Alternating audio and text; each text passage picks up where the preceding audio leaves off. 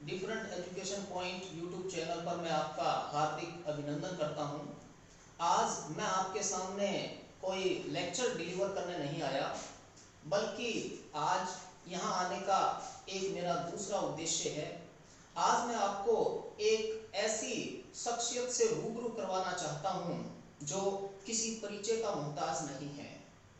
मेरे अंदर भी वो हुनर नहीं है कि मैं शब्दों में पिरोकर उस शख्सियत के बारे में आपको अवगत करा दूं, और ना ही मुझे शब्दों के अंदर वो वजन लगा जिससे कि उनकी शख्सियत है, उनकी शख्सियत को शब्दों के अंदर ढाला जा सके। आज जिस व्यक्ति की मैं बात करने जा रहा हूँ, उसका शिक्षा के क्षेत्र में एक अलग मुकाम है, एक अलग पहचान है। शिक्षा क्या है, इस चीज को वास्तविक रूप से जो सही अर्थ दिया मेरी नजर में वही शख्स है, और आज मैं उसी शख्स का परिचय आपसे करवाने जा रहा हूं, और वो शख्स है श्री राजेश जी मिड्डा। सबसे पहले तो मैं श्री राजेश जी मिड्डा का हार्दिक अभिनंदन करता हूं। उन्होंने अपना कीमती समय निकालकर हमें दिया, उसके लिए मैं उनका तहे दिल से शुक्रगुजार हूं। अब मैं राजेश जी से निवेदन करना चाहता हूं कि इन्होंने एक लंबी पारी जीवन की शिक्षा के क्षेत्र में लगाई। इतना लंबा समय इन्होंने शिक्षा के क्षेत्र को दिया, तो उस बारे में राजेश जी कुछ बताएं कि उन्होंने कैसे शुरुआत की और आज जो मकाम हासिल किया है उस मकाम तक वो कैसे पहुंचे। जो एक बीज उन्होंने बरसों पहले बोया था, आज उसी बीज ने एक बड़े वटवृक्ष का रूप धारण कर लिया है। उस तक जो यात्रा का सफर था, उस सफर के बारे में हमें रूबरू कराएंगे, हमें उसके बारे में बताएंगे श्री राजेश जी मिड्डा। धन्यवाद ओम जी। मैं राजेश कुमार मिड्डा, पुलकित एंजल्स मॉडल शिक्षण संस्थान हनुमानगढ़ जंक्शन। मैं आपको बताना चाहूँगा कि विद्यालय की जो स्थापना है वो 1988 में की। कॉलेज की स्थापना 2016 में की है। शिक्षा के क्षेत्र में आज 32 वर्ष पूर्ण हो चुके हैं। और जी मैं आपको बताना चाहूँगा कि विद्यालय की स्थापना बड़े ही विषम परिस्थितियों में की गई। उस समय हमारे पास स्रोत की बहुत ही कमी थी, क्योंकि जो हमारा परिवेश था वो पूर्ण ग्रामीण था।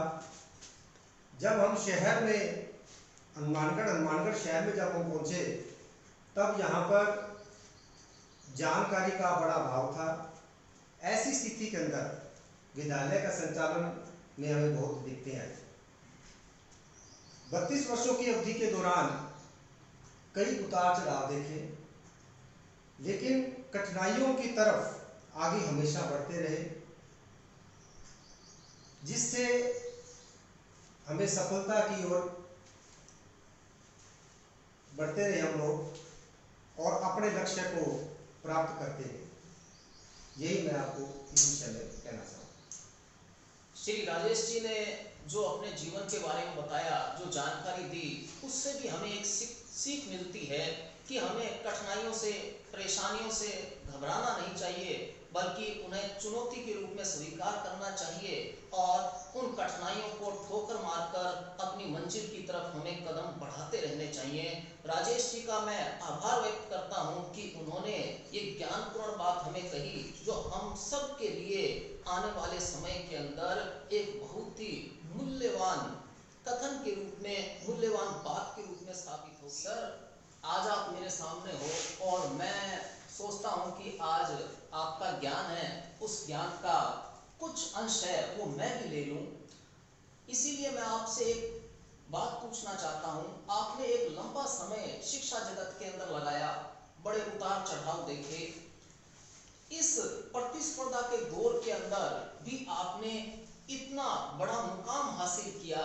एक स्कूल से आपने एक कॉलेज तक पहुंचे, और वो भी एक नामी कॉलेज बनाया। आज इस संघर्ष के दौर में, इस प्रतिस्पर्धा के दौर के अंदर आप इस मुकाम तक पहुंचे, तो आपके इस सफलता का राज क्या है, आप इस सफलता तक कैसे पहुंचे, उसकी कुंजी क्या है, ये मैं आपसे जानना चाहता हूं।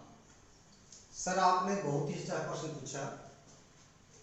जब 1988 में विद्यालय की स्थापना की, उसी वर्ष ऐसा निश्चय कर लिया कि हमें अपने कार्य को पूरी सकारात्मक सोच के साथ कार्य को करना है, और वही हमने किया। प्रतिस्पर्धा के युग में मैं कुछ महत्वपूर्ण बातें आपको बताना चाहूँगा जो हम अपने लक्ष्य को प्राप्त कर सकते हैं, जिसमें प्रतिस्पर्धा के युग में हमें उच्च कोटि व गुणवत्तापूर्ण शिक्षा पर ध्यान देना होगा। दूसरी बात यह है कि स्वस्थ प्रतिस्पर्धा पर ध्यान देने से सर्वांगीण विकास संभव हो। प्रतिस्पर्धा में दूसरों के अच्छे गुणों को अपनाना होगा, जिससे हम अपने लक्ष्य को प्राप्त कर सकें। इसके बाद में स्वस्थ प्रतिस्पर्धा के युग में सर्वांगीण विकास के लिए सामाजिक एवं नैतिक गुणों से भरपूर होने के साथ साथ तकनीकी शिक्षा को अपनाकर आगे बढ़ाया जा सकता है। आपने सर बहुत ही अमूल्य ज्ञान है वो ज्ञान दिया, और अपनी बात को कुछ ही शब्दों में कहकर, कुछ ही लाइनों में कहकर बहुत अच्छी तरह से इसे व्यक्त किया है। और मैं सोचता हूं कि आपने सबसे महत्वपूर्ण बात ये कही कि जो कंपटीशन है, प्रतिस्पर्धा है, वो बिल्कुल स्वच्छ होनी चाहिए, साफ होनी चाहिए। और आपकी इस बात से हमें ही नहीं बल्कि दूसरी शिक्षण संस्थाएं हैं, उन्हें भी एक तरह की सीख मिलेगी कि प्रतिस्पर्धा करना गलत नहीं है, लेकिन वो प्रतिस्पर्धा बिल्कुल स्वच्छ होनी चाहिए, साफ होनी चाहिए, गुणवत्तापूर्ण होनी चाहिए। सर, आज के दौर के अंदर जो सबसे महत्वपूर्ण चीज दिखाई दे रही है, जो हमारे दिल पर चोट करती है सीधी, वो मुझे ये लगी कि आज का जो युवा वर्ग है वो अपनी संस्कृति है, उस संस्कृति को भूल रहा है, उस संस्कृति से भटक रहा है। तो इस बारे में आप अपने विचार दीजिए कि किस तरह से उसे उसकी संस्कृति से जोड़ा जाए, कैसे उसे रास्ते पर लाया जाए। ओम जी, जैसा कि विदित है कि वर्तमान में भारतीय मूल्यों का ह्रास होता जा रहा है। वर्तमान में युवा पीढ़ी को भारतीय संस्कृति से जोड़ा जाना अति आवश्यक है, अति महत्वपूर्ण है, जिसके लिए हमें महापुरुषों की जीवनियों से विद्यालय एवं पारिवारिक स्तर पर अवगत कराकर नैतिक मूल्यों जैसे वसुधैव कुटुंबकम, अहिंसा, सहनशीलता आदि की भावना का विकास किया जा सके, ताकि हमारी युवा पीढ़ी भारतीय संस्कृति से जुड़कर अपने परिवार, समाज व देश का उत्थान कर सके। तभी हमारा देश का भला हो सकता है, कल्याण हो सकता है, जब हमारी युवा पीढ़ी हमारी भारतीय संस्कृति से जुड़ करके अपने उद्देश्य को पूरा करें। बहुत अच्छा जवाब दिया सर आपने। और सर ने जो संदेश दिया है वो संदेश यही है कि आज के जो युवा हैं, आज के जो बच्चे हैं, उन बच्चों को महापुरुषों की कहानियां सुनानी चाहिए, उनके जीवन के बारे में परिचय देना चाहिए, जिससे कि उनके अंदर नैतिक मूल्य हैं, वो नैतिक मूल्यों की भावना पनपे, आदर सत्कार इनके बारे में वो जाने, और भारतीय संस्कृति है उससे वो रूबरू हो। सर का जवाब है उसे हमें आत्मसात करना चाहिए, और स्कूलों के अंदर और कॉलेजों के अंदर भी हमें इसी बात को अपनाने की कोशिश करनी चाहिए। सर के इस अमूल्य विचार के ऊपर मैं उन्हें धन्यवाद देता हूं तहे दिल से। एक पर्सन है सर, वो मेरा ही पर्सन नहीं है बल्कि आज के जो अभिभावक हैं उनका भी पर्सन है, आज के माता पिता हैं उनका भी पर्सन है। और वो पर्सन आपसे पूछने का मौका मिला, ये मेरा सौभाग्य है। आपको शिक्षा के क्षेत्र में इतने सालों तक आपने काम किया, आपका अनुभव है, उसका आज मैं भी फायदा उठाना चाहता हूं, और मेरे साथ साथ दूसरे माता पिता और अभिभावक हैं वो भी फायदा उठा लेंगे। मैं आपका ध्यान खींचना चाहता हूं आज जो एक बड़ा मुद्दा, जो समस्या हम सबके सामने है, सारे माता पिता के सामने है, अभिभावकों के सामने है, शिक्षकों के सामने है, और वो समस्या है नशे की। आज के जो बच्चे हैं वो नशे में लिप्त होते जा रहे हैं। क्या आप उसके कारण के बारे में बताएंगे? क्या आप उसके बारे में कुछ प्रकाश डालेंगे, बात करेंगे? बहुत ही अच्छा पूछा प्रश्न। नशा जो है देश को खोखला करता जा रहा है। युवा पीढ़ी के नशे में लिप्त होने के मुख्य कारणों को जानना होगा। किसी भी समस्या का हल तब तक नहीं हो सकता जब तक हम उनके कारणों को न जान पाए, जैसे अशिक्षा, बुरी संगत यानी सोसाइटी, आर्थिक युग में परिवार द्वारा बच्चों को समय ना दे पाना आदि ऐसे कई कारण हैं जिसके कारण युवा पीढ़ी जो है हमारी मानसिक, शारीरिक और आर्थिक सामाजिक मूल्यों के ह्रास के कारण इनके मुख्य कारण है। बहुत अच्छा बताया सर आपने। और सबसे जो अहम बात आपकी मुझे लगी वो ये है कि परिवार है, उस परिवार को भी अपने बच्चे को समय देना चाहिए। आपने इसके कारणों के बारे में बात की। मैं चाहूँगा कि आप इसके निदान के बारे में भी दो शब्द बोलें, उसके बारे में भी थोड़ा हमें अवगत करवाएं। भी युवा पीढ़ी को नशे से बचाने के लिए विद्यालय भी की भूमिका जो है वो बहुत महत्वपूर्ण है, परिवार के साथ साथ। इसके लिए युवा पीढ़ी को नशे से बचाने के लिए विद्यालय एवं पारिवारिक स्तर पर युवा पीढ़ी को नशे से होने वाले शारीरिक, मानसिक दुष्प्रभावों से अवगत कराया जाए। सबसे महत्वपूर्ण बात यह है कि उनको उस नशे की बीमारी से अवगत कराएंगे, तब उस स्थिति से वो अवगत होगा तो वो समझने की प्रयास करेगा।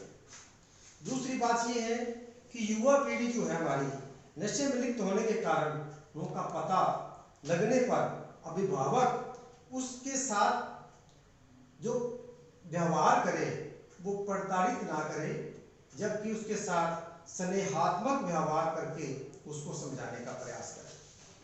बहुत अच्छी बात बताई। इसके साथ में और भी है कि किसी के नशे में लिप्त होने के कारण उनका जब पता लग जाता है या उसकी स्थिति का पता चल जाता है हमें, तो उसके साथ साथ व्यवहार के साथ साथ उसे अपनी निगरानी में भी रखा जाए। उसे अच्छी पुस्तकें, नशे से संबंधित अच्छी वीडियोस दिखा करके उसे शरीर पर होने वाले दुष्प्रभावों से उसको परिचित करवाया जाए। नशे का प्रभाव जो है वो शरीर के साथ साथ उसके मन पर भी पड़ता है। उसके लिए उसे योग, मेडिटेशन करवा करके उसे नशे की स्थिति से बाहर निकाला जा सकता है। सर ने बहुत अच्छी बात बताई कि किस तरह से नशा है, उस नशे से एक बच्चे को बचाया जा सकता है और उसका जो सामाजिक पतन है, नैतिक पतन है, आर्थिक पतन है, उसके दलदल से उसे बाहर निकाला जा सकता है। सर आज जब नशे की बात चल रही है तो एक विचार मेरे मन में और आता है कि आज एक अजीब ही तरह का नशा और चढ़ा हुआ है आज की युवा पीढ़ी के अंदर, और वो जो नशा है वो नशा है मोबाइल का नशा। तो इस मोबाइल के नशे से कैसे बचा जाए, इसके क्या दुष्प्रभाव हैं, उनके बारे में बताइए। सर मैं आपको इस विषय में बताना चाहता हूँ कि मोबाइल का उपयोग जो है वो एक समुद्र की भांति है। जैसे समुद्र में अमृत भी है और विष भी है, इसी प्रकार मोबाइल का उपयोग जो है जीवन में सार्थक भी हो सकता है और हानिप्रद भी। ये इस बात पर निर्भर करता है कि जो उपभोग करने वाला है या उपयोग करने वाला है वो किस सोच के साथ उसका उपयोग कर रहा है। किसी भी वस्तु का अनावश्यक प्रयोग जो है वो हानिकारक होता है। अतः मोबाइल का प्रयोग उतना ही करें जितना उसको जीवन में उपयोगी हो। मोबाइल का जो प्रयोग है सर, इसका प्रयोग करते समय हमें कुछ बातों का ध्यान रखना है, जिसमें जैसे मारपीट वाले जो आजकल जो बच्चे हैं वो मारपीट वाले गेम जो है अत्यधिक देखते हैं। उससे क्या होता है कि उनमें चिड़चिड़ापन आ जाता है। दूसरा ये है कि अधिक गेम खेलने से उसमें मानसिक तनाव भी अत्यधिक देखा गया है। अधिक गेम खेलने वाले के कारण जो पढ़ाई का जो फोकस है वो बच्चों का कम हो जाता है। और अत्यधिक मोबाइल का उपयोग करने पर इंसान के शारीरिक और मानसिक पर दुष्प्रभाव पड़ता है। और यही इसके जो मुख्य कारण हैं और इनसे हमें बचना चाहिए, ताकि हमारा और अधिक सुधार कर सके हम इसमें, और इसको अपने जीवन में मोबाइल का प्रयोग करें सदुपयोग के रूप में। सर ने बहुत अच्छी जानकारी दी कि हमें मोबाइल का प्रयोग करना चाहिए, लेकिन उसका प्रयोग एक सीमा तक करना चाहिए, एक उसका यूजफुल उपयोग करना चाहिए, उसका सदुपयोग करना चाहिए, जिससे कि हमें उसका फायदा मिले। जैसे कि शिक्षा से संबंधित सामग्री उसके अंदर देखना, और जो गेम है जैसा कि सर ने बताया, मारपीट के गेम है, डरावने गेम है, इस तरह के गेम हमें नहीं खेलने चाहिए। यही सर का संदेश है युवा पीढ़ी। सर, आप शिक्षा जगत से बहुत लंबे समय से जुड़े हुए हो, और शिक्षा और अनुशासन ये दोनों एक दूसरे के पूरक मान सकते हैं अपने। तो शिक्षा के अंदर अनुशासन की क्या भूमिका है, अनुशासन कैसे बनाए रखा जा सकता है कक्षा के अंदर, इस बारे में आप थोड़ी चर्चा कीजिए। और सर, आपने कहावत सुनी होगी कि निज पर शासन फिर अनुशासन। ये जो मूल मंत्र है ये शिक्षक और विद्यार्थियों को अपनाना होगा। इस मंत्र को अपनाए बगैर हम अपने लक्ष्य को हासिल नहीं कर सकते। अनुशासन व्यक्ति के सफल जीवन पर गहरा प्रभाव डालता है। यदि व्यक्ति अपना कार्य नियत समय पर करता है तो उसे सफलता अवश्य मिलती है, यानी कि सफलता उसके कदम चूमती है। और हमें अपना कार्य सही समय पर नियत समय पर करना चाहिए, ताकि हम अपने लक्ष्य को जल्द से जल्द प्राप्त कर सकें। सर, आपको बताना चाहता हूं कि जो समय की कदर करता है, समय उसकी कदर करता है। समय कभी किसी का इंतजार नहीं करता, इसीलिए हमें अनुशासित रहकर समय पर कार्य करने का प्रयास करते रहना चाहिए। विद्यार्थियों के साथ साथ शिक्षक को भी अनुशासन का पूर्ण पालन करना चाहिए, क्योंकि शिक्षक विद्यार्थियों के लिए दर्पण होता है। शिक्षक का आचार, विचार और व्यवहार छात्रों के पर प्रभाव डालता है। शिक्षक का जो व्यवहार है वो उच्च कोटि का होना चाहिए, ताकि छात्रों का सर्वांगीण विकास हो सके। सर, आपने बहुत अच्छी बात बोली कि एक छात्र के साथ साथ में शिक्षक है, उसका भी पूरा का पूरा आचरण है वो अच्छा होना चाहिए, वो भी अनुशासित होना चाहिए। क्योंकि छात्र है, उस छात्र का जो आइडियल है वो आइडियल आदर्श एक शिक्षक होता है। तो इसलिए शिक्षक की भी एक महत्वपूर्ण भूमिका है, और शिक्षक है वह भी अपने आप को अनुशासन से और नैतिक चरित्रता है उससे अपने आप को दूर नहीं कर सकता। सर, हम इस मुद्दे पर बात कर रहे हैं अभी हाल ही के अंदर जो ताजा मुद्दा सभी के सामने है, एक चुनौती है, वो है कोरोना महामारी। इस कोरोना महामारी के समय भी आपने अपनी शिक्षण संस्था को कैसे चलाए रखा, कैसे आप बच्चों से जुड़े रहे और कैसे आपने बच्चों को शिक्षण सामग्री उपलब्ध करवाई? इस चुनौतीपूर्ण समय के अंदर आप बच्चों के विश्वास पर कैसे खरे उतरे, उनकी कसौटी पर कैसे खरे उतरे, उसके बारे में बताइए। सर, आपको ये बताना चाहता हूँ कि देश के अंदर जो महामारी कोरोना है, इसने जीवन के हर क्षेत्र को प्रभावित किया और इस से शिक्षा भी वंचित नहीं रह पाई। ऐसी विकट स्थिति के अंदर बच्चों में जो शिक्षा का प्रचार और प्रसार है, बच्चों ज्ञान जो देना है बच्चों को, वो प्रभावित ना हो, इसके लिए हमने तकनीक का उपयोग करते हुए वीडियो के माध्यम से बच्चों को सामग्री भिजवाई, जिसका बच्चों ने उसका पूर्ण लाभ उठाया और आज भी विद्यार्थी उसका लाभ उठा रहे हैं। बहुत अच्छा सर।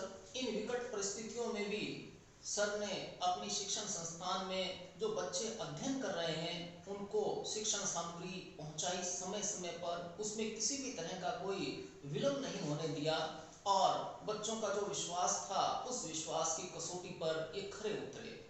मैं तहे दिल से श्री राजेश जी मिंडा को धन्यवाद देना चाहता हूं कि आज उन्होंने हमारे लिए अपना अमूल्य वक्त निकाला, कुछ समय हमें दिया और उसके साथ साथ हमें बहुत सी बातें बताई, बहुत सी सीख दी जो आगे चलकर हमारे लिए, छात्रों के लिए और यहाँ तक कि अभिभावकों के लिए और इस वीडियो को देखने वाले लोगों के लिए प्रेरणा का स्रोत होगी। उनके हर रास्ते पर इनकी सीख है, वो सीख काम आएगी। मैं राजेश जी को एक बार फिर पुनः दिल की गहराई से धन्यवाद देता हूँ। Thank you sir. नमस्कार।